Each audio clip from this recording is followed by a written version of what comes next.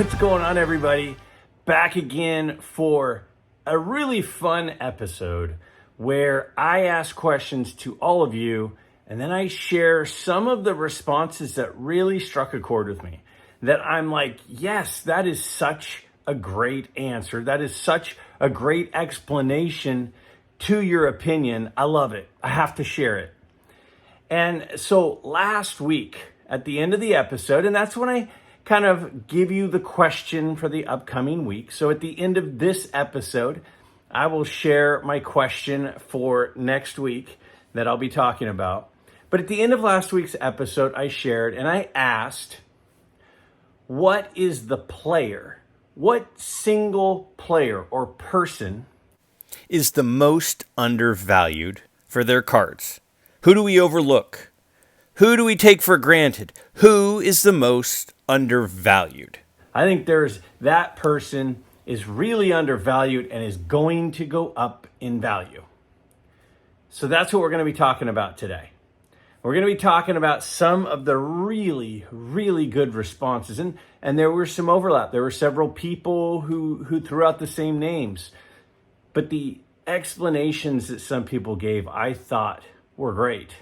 And for a lot of us that are looking to buy value, right? We're looking to buy great players, cool cards that have a lot of upside. Kind of finding those diamonds in the rough are a good place to really get a deal. But first, this community of card fanatics, along with me, have been so incredibly generous to me. Just every time I turn around, people are doing nice things and saying nice things. And it has been genuinely, it has been overwhelming. It has been unbelievable. Well, this past week, I got 3 more care packages from all of you. People just reached out to me via email, said, hey, I have something for you I think you'd like. I want to send it to you. What's your address? And they sent me stuff, and I had no idea what was coming. In any of the case, I didn't know what was coming. But I got some really thoughtful gifts. First, Adam. Adam sent me such a sweet note, such a really, really nice note, and some really cool stuff. First, let me show you. He sent me a few Roger Clemens highlight cards. Now, you guys know I'm a Clemens fan, and I know Clemens is a polarizing guy. I know a lot of people hate Clemens, but for me, as a kid, he was my guy as a kid. And so these 486 Donruss highlight cards are super cool. I have a few of them. I know there are several. The set has quite a few. I have a few, but those 4 are super cool. Really excited to add those to my Clemens collection. And then on top of that, he sent me some great sport magazine covers and pictures. So I wanted to show you these. This one is one of my favorites. I got Dr. J doing surgery on an ABA ball. I mean, how cool is that? And as I'm showing you these, here's a cool picture that's got Whitey Ford, Mickey Mantle, and Billy Martin. And that's out of a sport magazine. And then this cool sport cover with Ted Williams as a manager, right? And then look at this one. Look at O.J. Simpson from his USC days. And then, oh, this one is so cool. Bill Russell on the cover of this pro basketball magazine. That is really cool. And then this Sport World magazine. It looks like it's got Mantle on it. Super cool. And then we got Oscar Robertson. Wow. Oscar Robertson, who actually went to the University of Cincinnati, the same school my brother went to. Look at this Joe DiMaggio picture. That came out of a sport magazine. Then we got a cool Ernie Banks. Look at this Ernie Banks picture. And then look at this car. This thing's got 4 guys. Got Eddie Matthews, Willie Mays, Yogi, and Ted Williams. And so I was thinking, well, I think a couple of those I'm going to put up in my kind of card area room. But one of the things that came up in the last week or so is how young kids don't know the history of athletes anymore. So one of the things I put up in my classroom at school are lots of different things that are conversation starters with some of my students. So I have, different posters and different quotes and different things like that on the walls.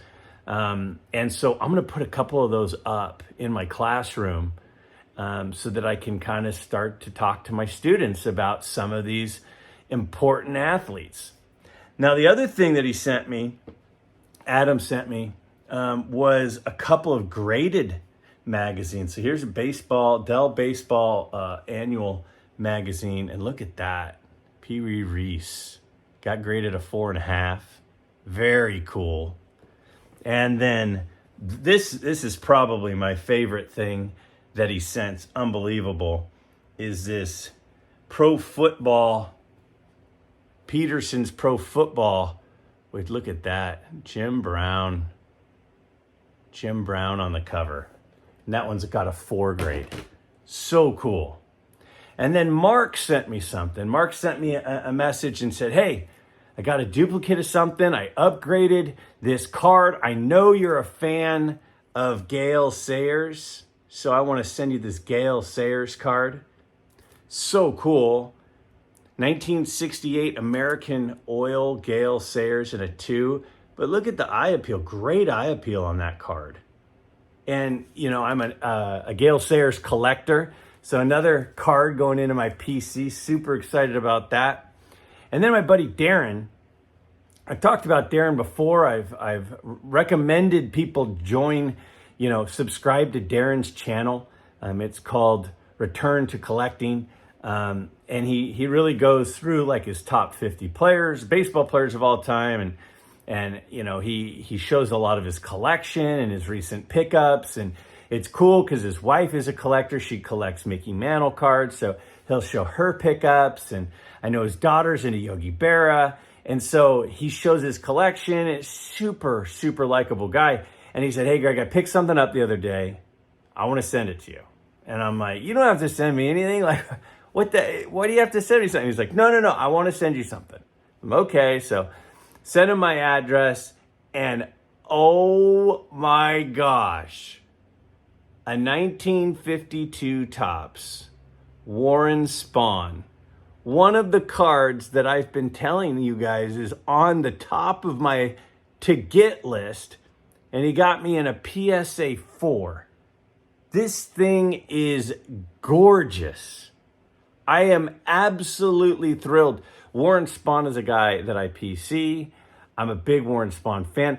Quite frankly, I'm a big fan of a lot of guys, but the guys who went and fought in the wars are really at the top of my list.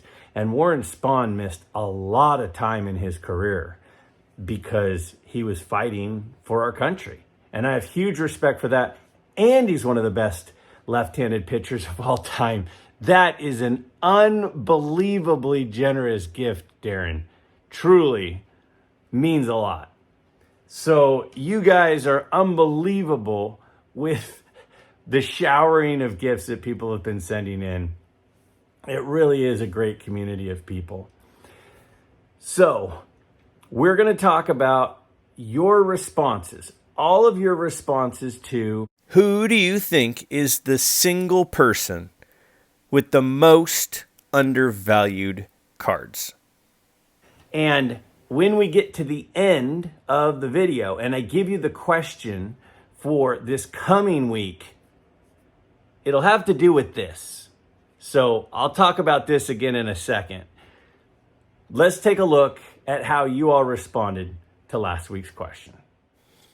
All right, so the first response, this is a fairly frequent response with this particular player and a really well thought out and thorough explanation. So let's look at some of the highlights here.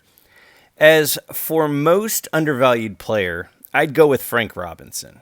He put up numbers comparable to Aaron, Clemente Mays, and others, yet is virtually ignored by the post-war vintage hobby beyond his rookie card. Even that in mid-grade can be had, for $150 or less. His nice late 50s and early 60s base cards go for pennies on the dollar compared to the Aarons and Clementes and Mays. Another person agrees and says Frank Robinson cards are very undervalued for the career statistics he had, which include 2 times MVP, 2 times World Series MVP, 14-time All-Star, batting title, and Rookie of the Year.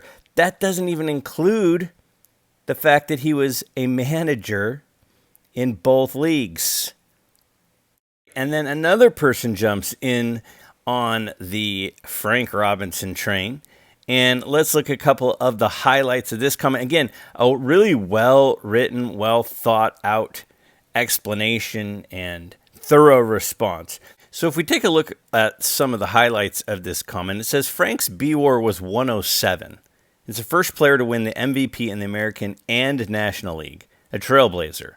First African-American manager, Triple Crown winner, 586 home runs, 14 away from 600, 57 hits away from 3,000, and well over 1,800 runs batted in, an OPS of 926, OBP of 389, and a slugging percentage of 537.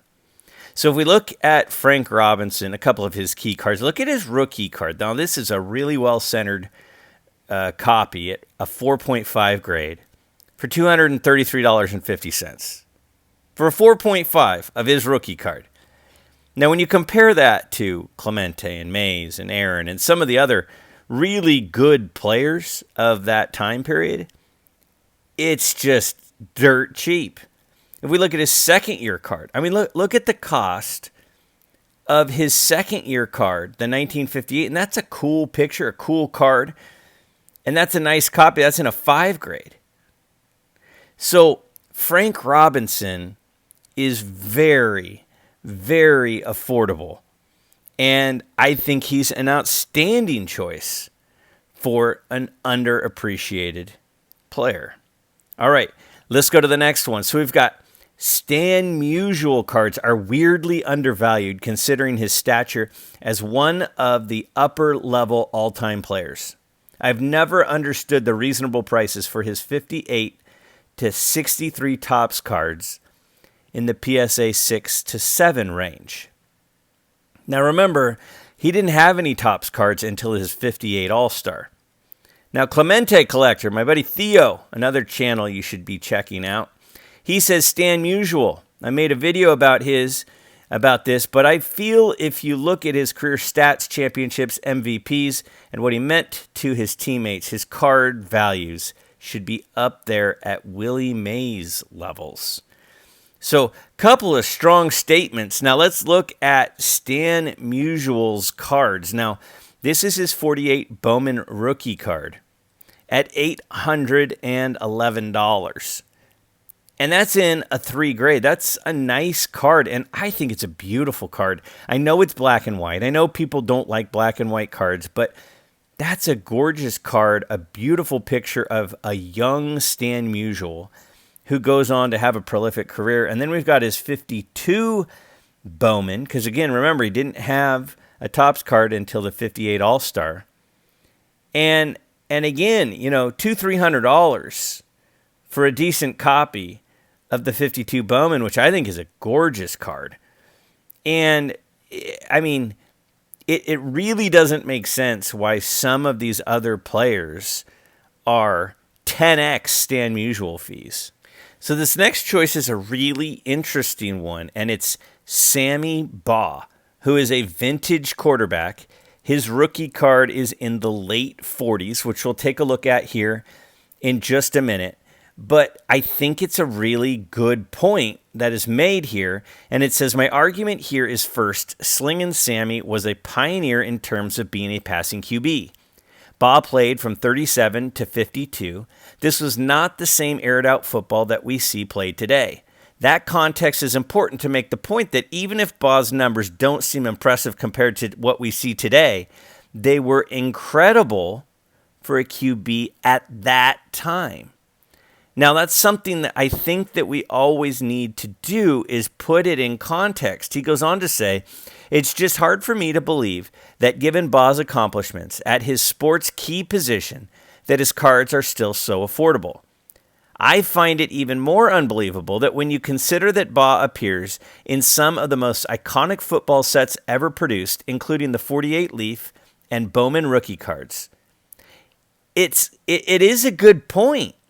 I mean, this is one of the first true passing QBs, which helped lead the way for the NFL that we see today. And his rookie cards in football, vintage football terms, are from some of the key sets. So here's the 48 Bowman in a 2.5, well-centered. Again, it's black and white, just like the Stan Musial 48 Bowman. And it's $187. And I mean, Sammy Ba is on the NFL's all-time top QB list in the top 10, as we saw in the video I produced yesterday.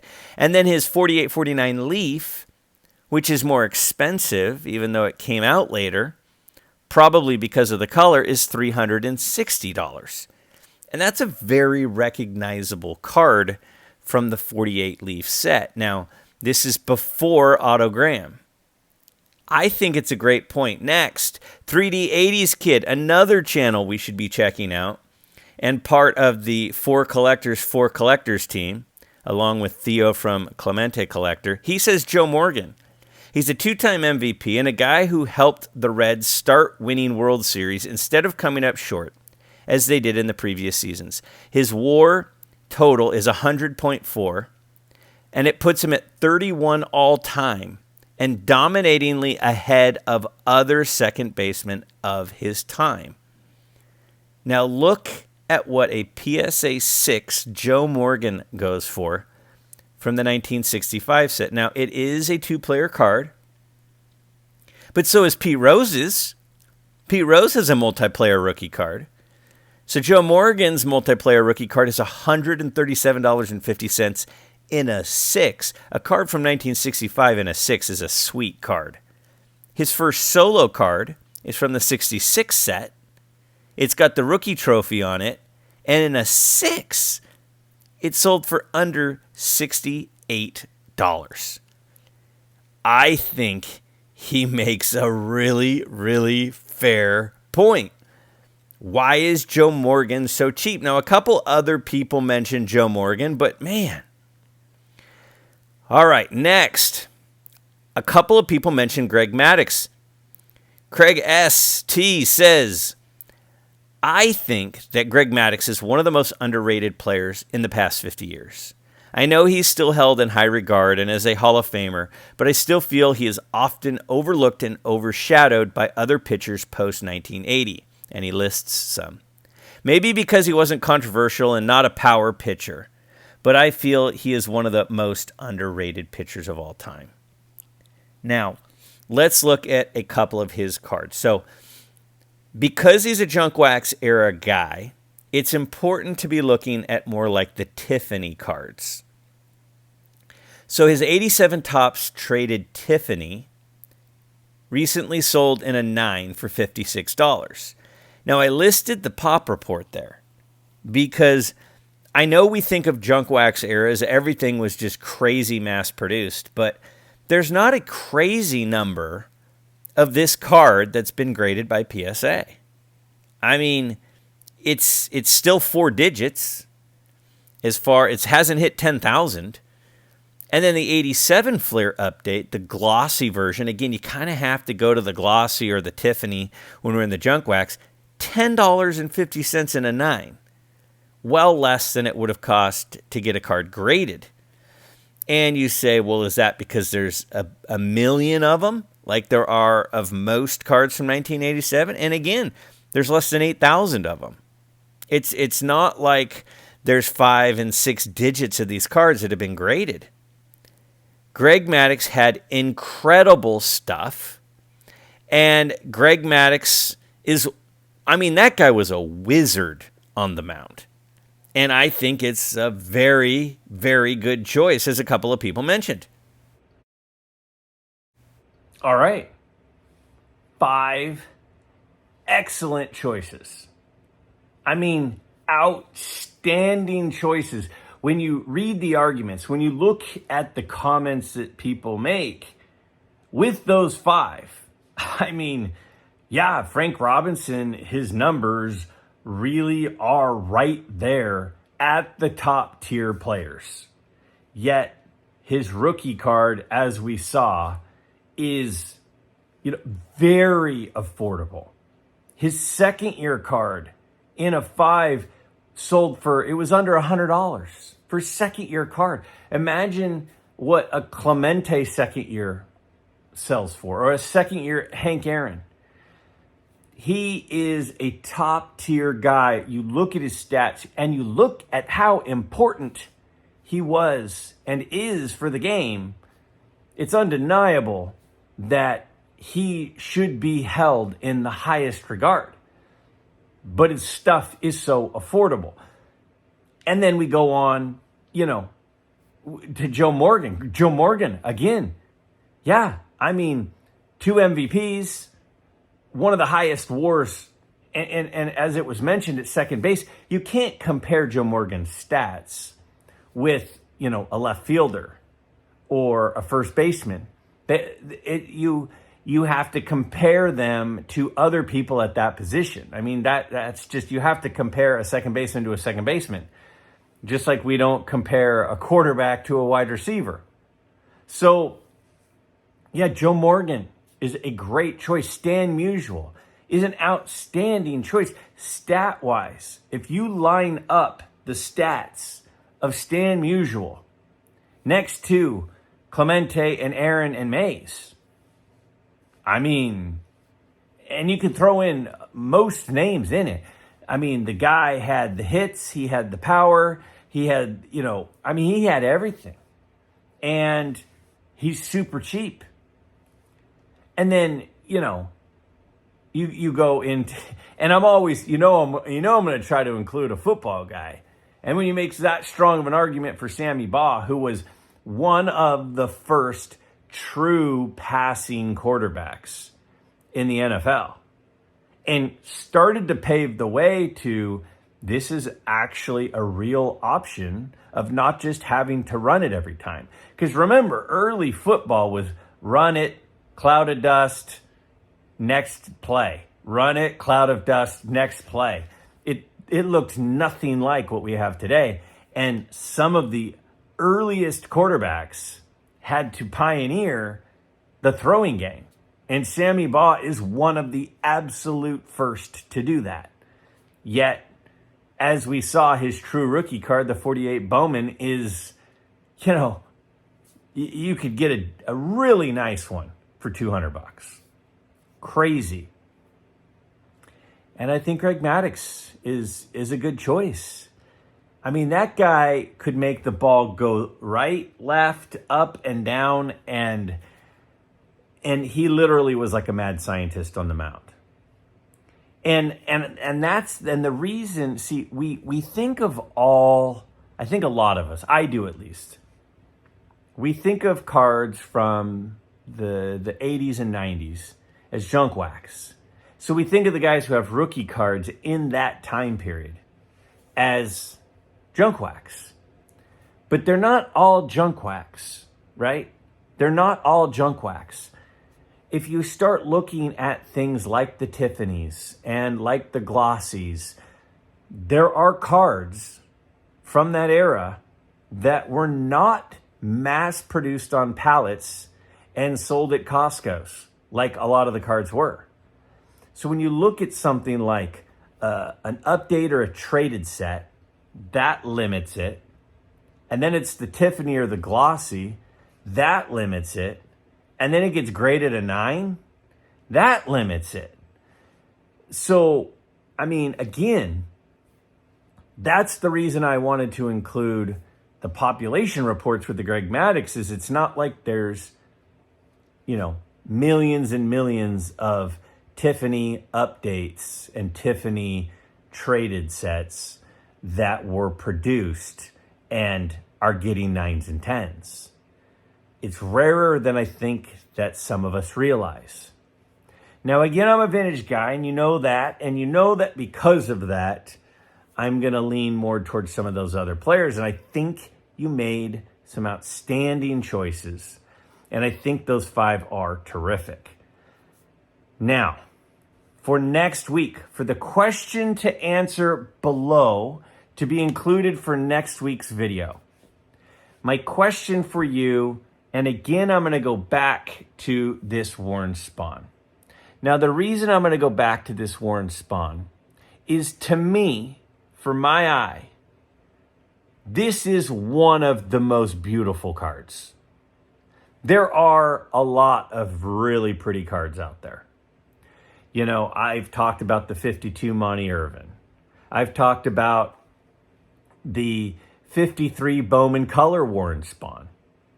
I've talked about this card right here being gorgeous, like gorgeous.